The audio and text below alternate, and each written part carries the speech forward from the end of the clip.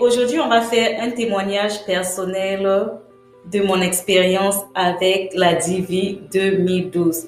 Reste là pour écouter mon incroyable histoire. Le programme de la loterie américaine est organisé par le département d'État américain.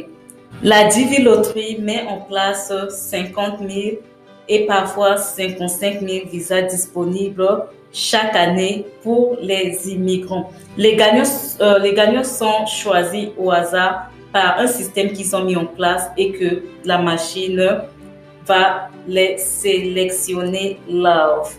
Et on sélectionne les pays à taux faible d'immigration chaque année. Et là, moi c'est Asiana de Asiana TV et bienvenue encore dans ma chaîne YouTube. Ici, on parle d'entrepreneuriat pour tous les entrepreneurs et les gens qui veulent devenir entrepreneurs.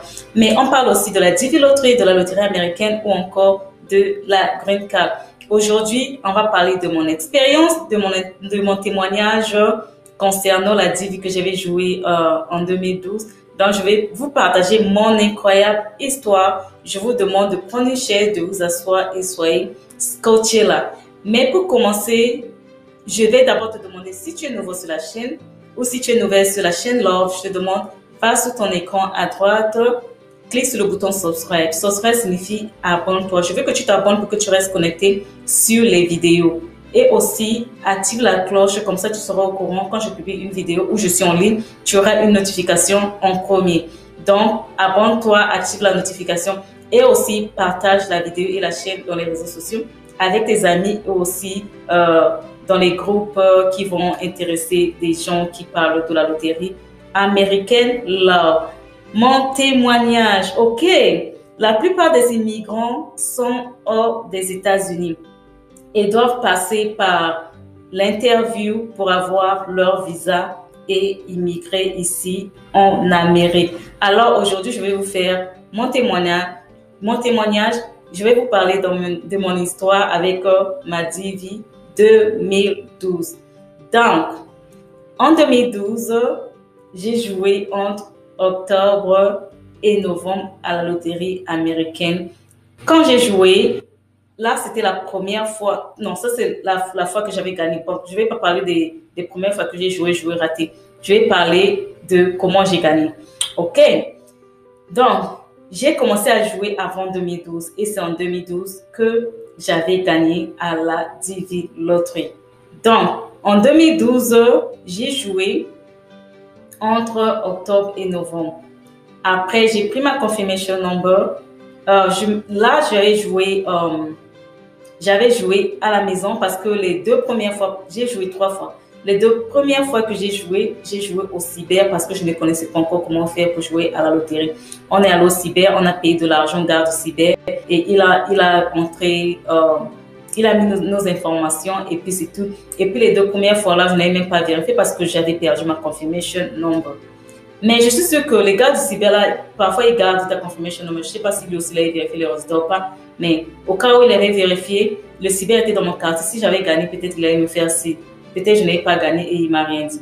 En tout cas, moi, je ne sais pas. Moi, j'avais perdu ma confirmation number pour les 2 premières entrées. Maintenant, quand j'ai gagné pour la 3e fois, les résultats sortent toujours en mai. Les résultats étaient sortis en mai. En mai 2013, les résultats étaient sortis. Mais moi, je n'avais plus l'idée que j'avais joué à la loterie. Tu sais que ça prend le temps. Ça prend combien de temps? Ça prend combien beaucoup de temps? Tu joues octobre-novembre 2012. Et puis en 2013, en mai, tu dois regarder tes résultats. Tu n'as même pas les idées là parce que tu es en train de faire tes choses. Ok, mai est passé, juin est passé, vers le 15 juillet. Mon anniversaire, c'est le 17 juillet. Vers le 15 juillet, je me suis pas rappelé, c'est en sortant, en partant à l'école, je vois les affiches Divi Loterie, les résultats de la Divi Loterie. C'est là où je me rappelle, oh, il faut déjà que je regarde les résultats. Mais comme je ne sais pas comment regarder les résultats, je me suis rappelé le cyber que je jouais avant. Là, je peux aller là-bas et leur demander comment on regarde les résultats. Comme ça, je vérifie mes résultats. Donc, tu vois, au lieu que je regarde mes résultats en mai, disons mai, juin, juillet, je regarde peut-être à 2 mois des résultats. Donc, ce n'était pas encore trop tard. OK, love.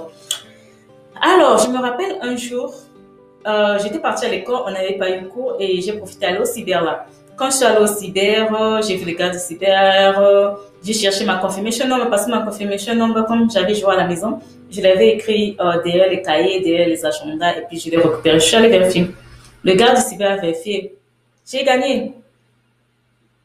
Donc, quand on vérifie, tu gagnes, une page va sortir. Quand tu gagnes pas, la page qui va sortir va juste te dire que tu n'as pas été sélectionné. Mais, quand j'ai gagné, c'est une longue page avec les instructions. Comment faire pour remplir la dièse 260. En fait, c'est le gars du cyber qui m'explique. Ok, il me dit, ok, tu as gagné. Maintenant, le papier que j'ai imprimé là, suis juste le papier là et tu vas remplir la suite de tes informations. J'étais tellement contente, j'ai pris ça. Je suis rentrée à la maison et c'est à partir de là que j'ai commencé à chercher comment faire, comment faire. Ok, pour ne pas aller dans plus de détails, pour ne pas que la vidéo soit longue, je vais d'abord vous dire que je vais faire la vidéo en deux parties parce que la vidéo sera longue jusqu'à l'étape où j'ai gagné et je me suis retrouvée en Amérique. On va faire ça en deux parties, love, la première partie et la deuxième partie. Donc, c'était ça. Je suis rentrée à la maison, j'ai commencé à chercher des informations par-ci par-là. J'ai rempli ma DS 260. Ok, à l'époque là, c'était la Divi 2014. J'ai joué en 2012, j'ai gagné en 2013, je vais voyager en 2014. Donc, à l'époque là, donc, comme je disais, on remplissait la DS en ligne et on envoyait par la poste. Ok, quand j'ai gagné, le papier qui est sorti que j'avais gagné, c'est ça qu'on appelle la première lettre. Donc, après avoir rempli ma DS, je suis allée, comment on appelle ça, au post office, je suis allée envoyer à la poste. J'ai envoyé ma DS de 60 au KCC. 2 jours après, le KCC m'envoie accusé de réception que on a reçu ta dièse 260. Et à partir de là, ça prend 3 semaines à 4 semaines pour que le KCC finisse avec ton dossier. Donc, après ça, j'étais en train de préparer mes documents. Je préparais tous mes documents. Ce que je devais traduire, j'ai traduit. Ce que je voulais rassembler, j'ai rassemblé tous mes documents. Donc, je me préparais pour l'interview. Ok, après que le KCC est fini avec mon dossier, on m'a programmé pour l'interview. Donc, j'ai joué entre octobre-novembre 2012. J'ai gagné en mai 2013, en juillet 2013 que j'ai vu mes résultats. J'ai envoyé immédiatement ma DS 260 et après, après peut-être 2 ou 3 mois, parce que là, on est en juillet. Juillet, août, septembre, octobre, novembre, décembre, j'ai tout préparé et j'ai eu peut-être ma lettre d'interview. Peut-être c'était en janvier. J'avais encore 2 mois pour me préparer pour l'interview parce que mon interview, c'était au mois de mars. Donc, ça prend en fait le temps. Il faut être patient. Il faut vraiment être patient parce que ça prend, ça va tout doucement. C'est pas bim, bim, bim, bim, bim. Non. Mon case number était 22 000. Donc, à partir de juillet, c'est peut-être en janvier que j'ai eu ma deuxième lettre qui confirmait mon interview à l'ambassade des États-Unis à Yaoundé. Et mon interview devait se passer à 8 heures. Et moi, j'habitais à Douala. OK. J'ai préparé tous mes documents bien. Et la veille de l'interview, avant l'interview, d'abord, il fallait la visite médicale. Ok, je faisais les allers-retours Douala, Yaoundé. Je suis allée faire ma visite médicale. Dans ma lettre qu'on m'avait envoyée, on m'a donné les adresses je crois que c'était 2 docteurs, là où je devais faire ma visite médicale et j'ai choisi un docteur, c'était une femme. Oui, c'était une femme, je crois que son nom c'était docteur Ngele comme ça là, je me rappelle. Oui, je l'ai choisi elle et puis j'ai fait ma visite médicale, j'ai payé tout ce qu'il fallait payer et je crois que c'est eux qui avaient envoyé ma visite médicale à l'ambassade. Ok, moi je suis revenue à Douala, j'attendais juste le jour de mon interview. Le jour de mon interview, la veille, par exemple, mon interview, c'est demain à 8 heures. Aujourd'hui, j'ai voyagé. J'ai quitté Douala. Je suis allée à Yaoundé avec mon père, le chauffeur, tout ça. On a pris un hôtel. On a dormi le lendemain à 5 heures. Tout le monde était debout, préparé. On a fait toutes les prières. Et peut-être, on s'était revu peut-être à 5 heures. À 6 heures, on était à l'ambassade. 6 heures. 6 heures du matin. En fait, là, c'était pas trop loin. On a pris un hôtel qui était à côté de l'ambassade des États-Unis au Cameroun. C'était à Bastos. C'était juste à côté de Bastos, l'hôtel là. Donc, on n'a pas trop conduit. On a conduit peut-être 15 minutes pour arriver à l'ambassade. Donc, on est arrivé peut-être dans les 6h, 6h30 comme ça, ou même 7h. Quand on est arrivé, on a vu un long rang. Il y avait déjà les gens là à l'ambassade qui étaient programmés pour l'interview, qui étaient déjà là. Long. Donc, moi, je reste derrière le rang. Donc, on s'aligne. On s'aligne, chacun là s'alignait, on s'alignait. Après là, il y avait un peu de la flotte qui avait commencé, une petite pluie là, juste la flotte. Les gens étaient toujours là motivés pour l'interview. On a attendu peut-être vers 7h30 comme ça. On a commencé, les gens qui étaient en rang là, un par un, on te demande la preuve de ton interview, la deuxième lettre. Tu montes, on te fait rentrer, on te fait rentrer, on te fait rentrer. Il y avait les gens qui étaient venus passer l'interview, ils étaient célibataires. Il y avait les gens en famille, les enfants, les maris, les femmes. Donc, il y avait tout le monde. OK. À mon tour, on m'a appelé, j'ai montré ma deuxième lettre juste à la porte. Parce que l'ambassade en question même, c'était pas entouré, c'était juste ouvert. Donc, c'était juste ouvert. Donc, la porte, c'était pas comme la porte d'entrée d'une ambassade. C'est pas comme c'était entouré en fait. C'était pas entouré, il n'y avait pas le portail. C'est juste la porte où tu ouvres, tu rentres à l'intérieur de leur bureau. OK. Quand je suis rentrée là-bas, avant de rentrer, j'ai présenté ma deuxième lettre, on a vu. Et puis, je suis rentrée là-bas où on te dit, quand tu rentres à l'intérieur là-bas, tu ne pars pas avec ton sac. Donc, pas de sac. Tu laisses ton sac ici. Il y avait aussi les parapluies parce qu'il pleuvait même. Tu laisses ton parapluie ici. Tu laisses tout ici. Ce que tu emmènes, c'est juste tes documents. Donc, il fallait sortir tes documents de ton sac et partir avec là-bas. Et je crois qu'il fallait, quand tu emmènes même tous tes documents comme c'est ton sac, soit si tu as une enveloppe où tu mets tout dans l'enveloppe, comme ça, quand tu vas déposer ton sac, tu emmènes l'enveloppe là en main pour partir au lieu d'avoir seulement plein de documents comme ça. On est parti là-bas, on s'est assis. Le système américain, même quand vous allez venir aux États-Unis, c'est le système où vous asseyez, il y a un écran, ça affiche les numéros. Si on t'a donné un ticket avec le numéro 1, le numéro qui s'affiche, c'est ton numéro, c'est que tu dois aller là où on t'appelle. OK. OK. On était assis là, chacun passait l'écran, appelé. Moi, je ne savais pas, mais là, c'était l'étape où il fallait maintenant payer d'abord les frais de visa. OK. On appelait les numéros s'affichaient. Comme mon numéro s'est affiché, je suis allée à la caisse là. On m'a dit, OK, là, maintenant, tu dois payer tes frais de visa. OK. Après avoir payé mes frais de visa, la personne là me dit, maintenant, là, va t'asseoir. Va bien encore arranger tes documents. Sois sûr que tous tes documents sont là. OK. Donc, on a payé les frais du visa qui s'élèvent à $330. Chercher l'équivalent en francs CFA. OK. J'ai payé les frais. Je suis allée m'asseoir là, j'étais assise. J'ai maintenant commencé à bien classer mes documents, classer mes documents. Et quand j'ai bien classé mes documents, j'étais encore là. D'autres personnes partaient, les numéros s'affichaient. Chacun partait quand son tour arrivait. Et puis après, je crois que j'avais vu 2 personnes avant que je fasse mon interview. Le premier, c'était... Le premier, c'était payer les frais. Quand j'ai payé les frais, je suis la première personne.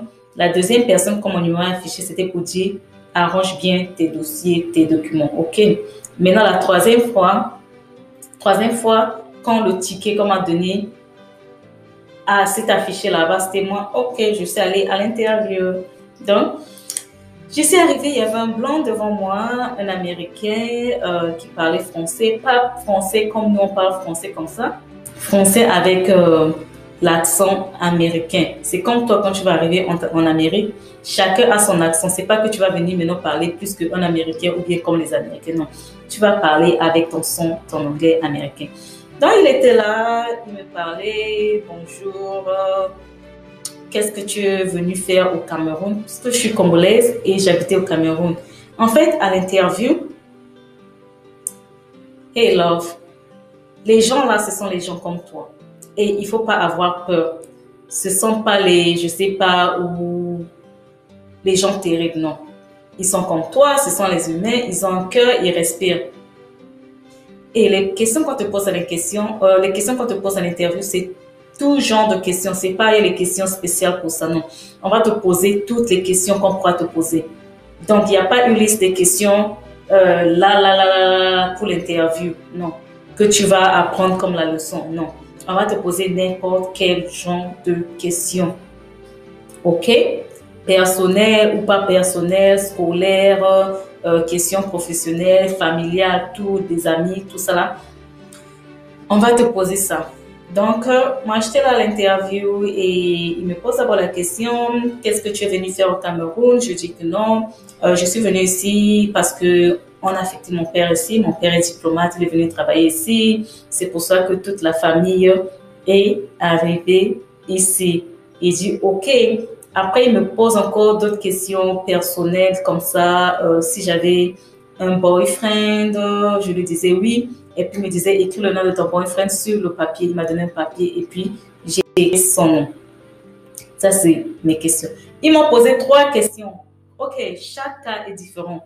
Quand vous écoutez, souvent, les gens vont venir vous dire, OK, je viens de passer mon interview c'était super. On m'a pas demandé la DS 5540. On m'a pas demandé le sponsor. On m'a seulement posé une question. Ne crois pas que c'est ton cas. Ce n'est pas ton cas.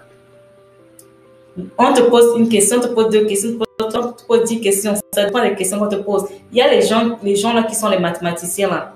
Quand ils disent que non, moi je fais mathématiques, on va te donner un papier, avec stylo, on va te dire résous cette équation. Mais si tu échoues même l'équation là, sois sûr que ça va te porter préjudice. N'est-ce pas? Tu as dit que tu fais des maths. Il ne faut pas juste venir mentir parce qu'il y a des gens qui mentent. Il y a des gens qui vont venir mentir ce qu'ils font. Oh, moi, je suis ceci, cela. Et puis, si on te dit de prouver, tu ne peux pas prouver. Donc, on va te tester sur ça. Sois sûr, ce que tu dis là, on peut te tester sur ça. OK, mon interview. L'interview ne dure même pas. Ça dure même pas. Ça dure moins de 15 minutes. Tu es debout. En fait, OK, c'est un bureau. Lui, il est dans son bureau. C'est comme s'il y a une vitre qui vous sépare. Il y a un petit trou où tu fais entrer tes documents. Quand tu arrives d'abord, tu lui passes tes documents, tu vois. Tu lui passes tes documents. Il va te demander les documents à passer. Tu passes le document sur le trou et toi, tu restes debout là devant la vitre en question. C'est pas comme si vous êtes face à face. C'est comme, comment on appelle ça? Quand tu vas un peu prendre de l'argent dans les trucs, les Western Union, je sais pas les quoi. C'est juste, eux sont derrière. Il y a une vitre qui vous sépare. Il y a juste là où tu peux faire entrer de l'argent ou les documents et puis vous parler. Donc, en fait, c'est comme ça. Mon interview, c'était bien passé et bien passé. Il m'a posé 3 questions. C'était pas les questions compliquées. Qu'est-ce que tu es venu faire au Cameroun? J'ai répondu, je suis venue ici à cause de mon père. Il est venu ici, on l'a affecté ici. Il travaille en partenariat avec le port de Douala, tout ça, tout ça, tout ça. Questions personnelles. Et puis, c'est tout. Et puis, c'était là mon interview. Maintenant, je me suis retrouvée en PA. PA, c'est procédure administrative. Je vous dis toujours de faire attention. Quand je vous dis tous les jours, mettez les chances de vos côtés. Ayez toutes les preuves possibles, tous les documents possibles pour ne pas tomber dans le piège. Vous êtes là, vous discutez chaque jour. J'étais tombée en PA parce que je manquais un document. En fait, j'avais emmené le mauvais document. C'était mon casier judiciaire. J'ai pris mon casier judiciaire dans notre ambassade du Congo au Cameroun à Yaoundé. C'était pas comme le casier judiciaire, c'était comme un équivalent du casier judiciaire. Ils ont dit que non. Ils veulent les casiers judiciaires qui sortent de mon pays, du ministère de la Justice de mon pays, pas celui que l'ambassade me donne là où moi je me trouve. Donc faites attention avec le casier judiciaire. Et si tu habitais 6 mois dans un pays ou dans beaucoup de pays, il faut avoir le casier judiciaire de ces pays-là, sinon tu seras en PA. Et PA, ça veut dire, PA c'est compliqué parce que ça peut prendre 6 mois de PA et la loterie finie, tu as perdu. Ça peut prendre 6 mois de PA et ta visite médicale expirée, tu dois encore refaire. 6 mois de PA, s'il n'y a plus les numéros de visa, tu as perdu. Donc, Love, nous sommes arrivés à la fin de la vidéo. On va continuer la deuxième partie dans une prochaine vidéo parce que là, la vidéo est déjà trop longue. On va parler de comment le PA est fini jusqu'à j'ai eu le visa et je me suis retrouvée en Amérique. Ok, si tu es nouveau sur la chaîne, je te demande juste de t'abonner. Va sous ton écran à droite, clique sur le bouton subscribe. Subscribe signifie abonne-toi. Abonne-toi pour que tu restes connecté sur des informations qu'on est en train de dire maintenant. Et surtout, partage la chaîne avec tes amis dans les réseaux sociaux. Moi, je te dis à bientôt.